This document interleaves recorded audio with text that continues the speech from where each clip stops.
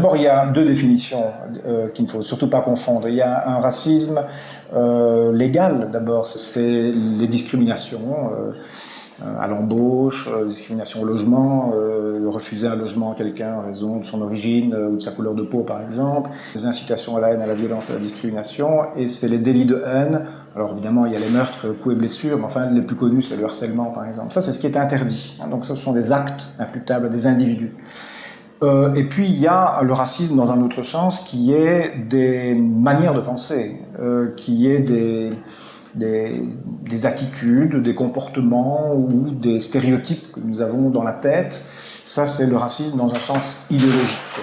Je dirais que le racisme, ça part d'une angoisse, ça part d'une peur qui à un moment donné se transforme en haine, d'une angoisse de désintégration, de désincorporation. Donc la chose la plus importante à comprendre sur le racisme comme phénomène psychologique, c'est que ce n'est pas un mauvais réglage du rapport à l'autre. Le racisme, c'est un mauvais réglage du rapport à soi. Sentiment d'insécurité culturel par rapport à une mondialisation qui échappe complètement aux individus et qui vont reporter cette angoisse par rapport à eux-mêmes sur d'autres populations. Donc,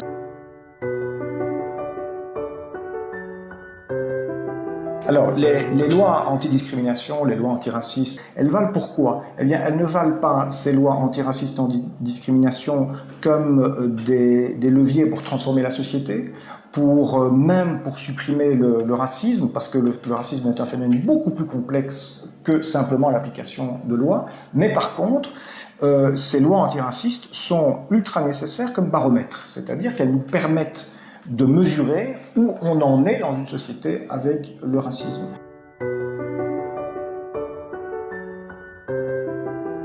Je ne crois pas que c'est avec des campagnes publicitaires à la télévision ou à la radio, par exemple, qu'on va convaincre un raciste de ne pas être raciste.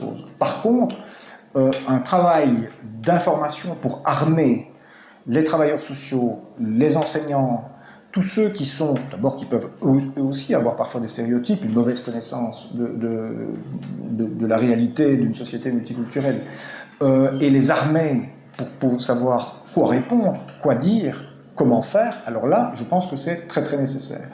Qu'une politique antiraciste n'est jamais qu'un élément à l'intérieur d'une politique beaucoup plus générale et de justice sociale, de redistribution d'un côté, et de reconnaissance de toutes les différences.